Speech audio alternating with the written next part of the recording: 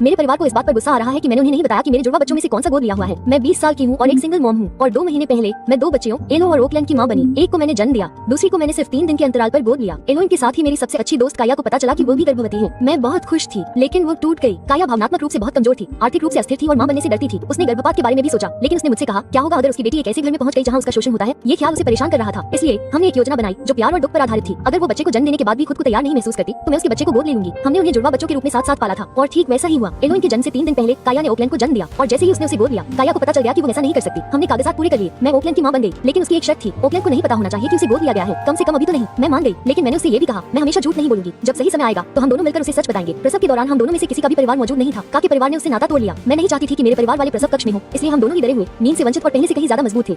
उद्धरण चिन्ह। एक हफ्ते बाद मैंने अपने परिवार को बच्चों से मिलने के लिए बुलाया। मेरी दादी अंदर आई, लड़कियों को देखा और पूछा तुम्हारी कौन सी है। मैंने मुस्कुराते हुए कहा दोनों हैं। उसने आंखें घुमाई, समझ रही हो। मैंने दोहराया वे दोनों मेरी बेटियां हैं। लेकिन फिर मेरे माता